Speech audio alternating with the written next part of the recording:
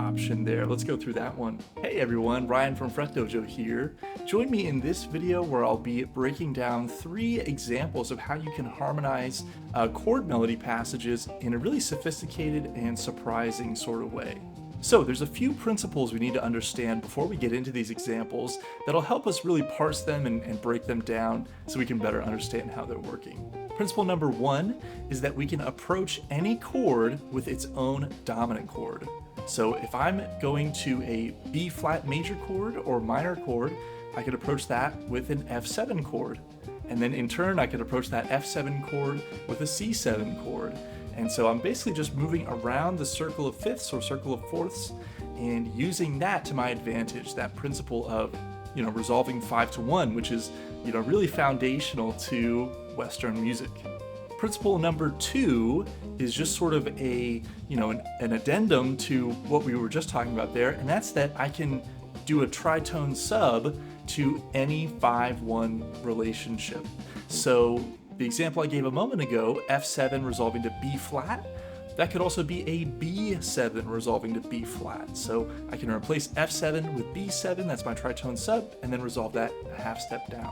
Principle number 3 is that we can experiment with qualities. So not every chord we're talking about in this cycle of dominance has to be a dominant chord.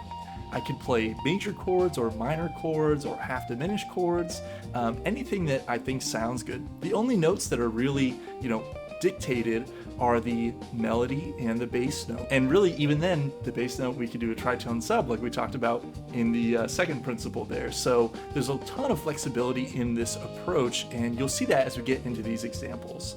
So let's check out the first example, and I'll sort of break it down and discuss how each of the principles I just talked about sort of plays out in a practical example.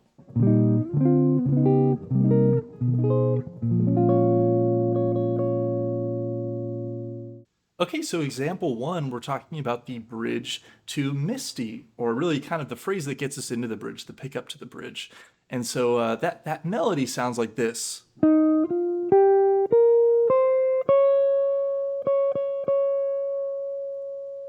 And this is kind of sort of the invisible step 1 of this process, which is finding a good moment in whatever tune you're working on to implement this kind of harmonic approach.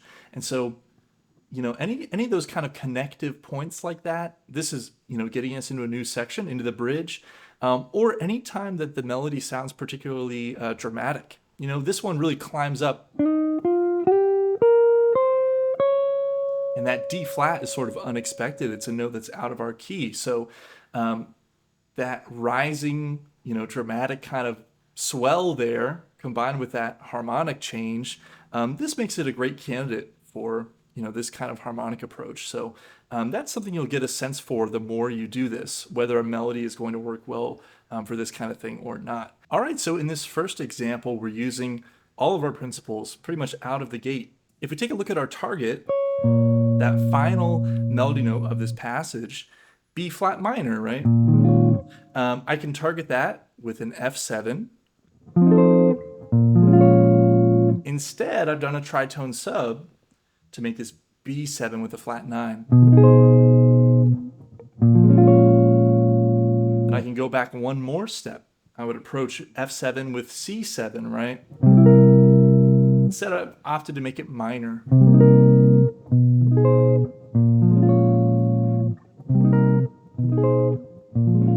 of what I'm working with there. Then one more step, kind of backwards around the circle, I would approach C minor with G7. Instead, I've made it tritone sub. I've done D flat 9 with a sharp 11. And the reason I did that is because otherwise it would have been G7 with G in the melody. And I just think, this sounds a lot cooler.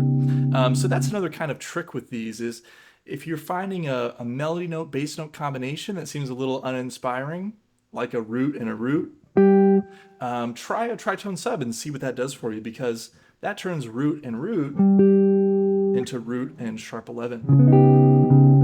Immediately, like a way, more sophisticated sound.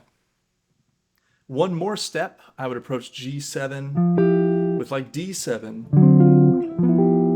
Instead, I decided to change that into D minor. And then I have my first chord, E flat. So for this one, I'm just playing a sort of this spread voice triad, B flat, G, E flat. And so another thing with the tritone subs is that it creates a really cool chromatic kind of bass line. So that's what I was going for here. Half step, half step, half step. That minor, that last target chord. So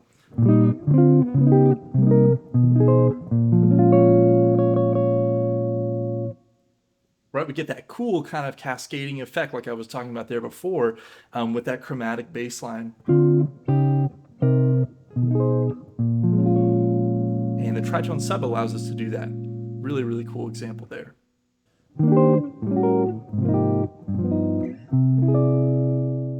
Okay, so example 2 is at the beginning of my ideal. You heard it there a moment ago, but now let's just walk through and talk through each of the chords here. So I'm starting out with E flat major 7 with an added 6. And then to get me into my dominant cycle, the next chord I play is A13 flat 9. That's an A7 chord with a B flat in the melody. Then next, instead of doing like a D sus, a D chord with G in the melody, which I totally could have, I decided to do a tritone sub. Instead, make this A flat major 9 at 6. Really nice voicing. The easiest way to finger that one is to kind of do like a so what voicing, but using the third finger on the B string instead of the second finger. So I'm barring my first finger across the 3rd fret. Second finger is free to grab the bass note on the 6th string. And then my 3rd finger is grabbing that E flat there. It's a beautiful chord. So to me, that resolution was, really surprising, as opposed to doing like a D sus I mentioned a moment ago. So that one's okay. I like this one a lot more.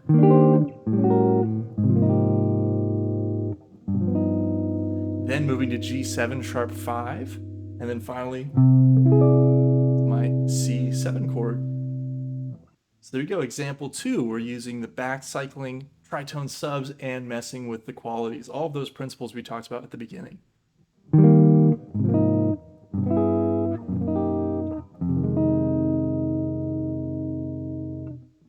All right, example 3, When I Fall in Love. This is another really great ballad, and that opening melody really lends itself to this sort of approach too. So yeah, let's go through this one. I started with just a basic triad, E flat major. And this might seem kind of plain at first, but when we're playing chord melody, this is true, in solo guitar, but also in like a trio context, it actually doesn't take much to create that kind of lush sound. So, I've definitely heard Barney Kessel or, other guitar players, sometimes just a triad is really all you need.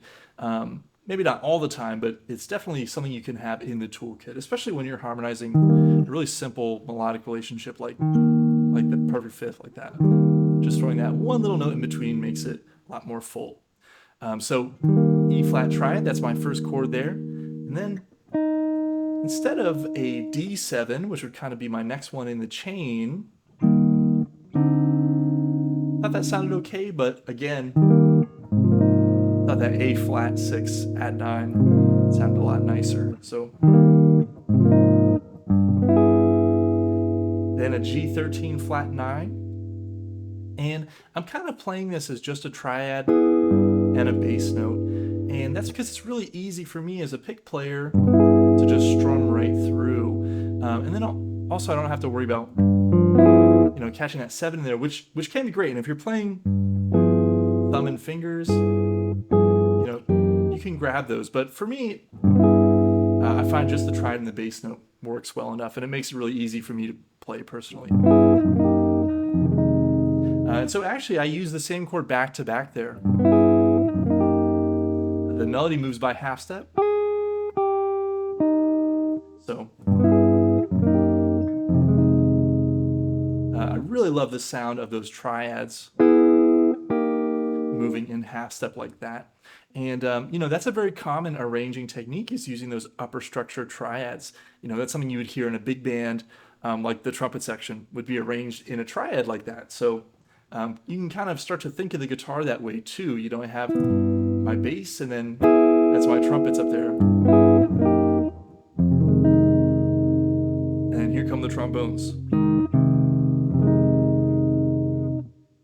So those two chords back to back there are G13 flat 9 and then G flat 13 flat 9. So there again, I'm using tritone sub instead of using C7 with a natural 5,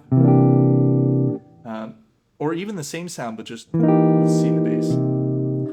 Instead, I really like that G flat sound, and that just resolves to F minor 7.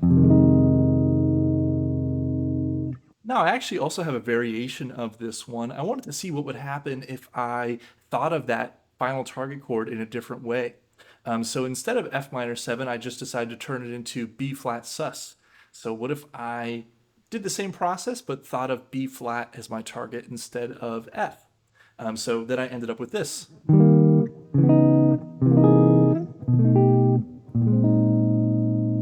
There's another option there. Let's go through that one. So keeping the same starting point, E flat major triad, then going to D flat minor 9. So now, because we're starting our cycle in a different place, I have different bass and melody relationships to work from. So whereas originally this was a D chord or an A flat chord, now it's either D flat minor, or this could be a G chord of some sort. So I really like the drama there of that minor 9 chord moving from the E flat major. And then C7 sharp 9 sharp 5 is my next chord, so I have C with A flat in the melody. Then to down a half step, a tritone sub here. Instead of an F7, I'm using a B7. So instead of like an F7 with a natural 9, using B7 with sharp 5, resolving to B flat sus. So B flat with some kind of E flat. Some kind of E flat in the melody, that's the chord, right? So there are my two variations of how I could approach that one. Be like example 3 the first way, and then the variation.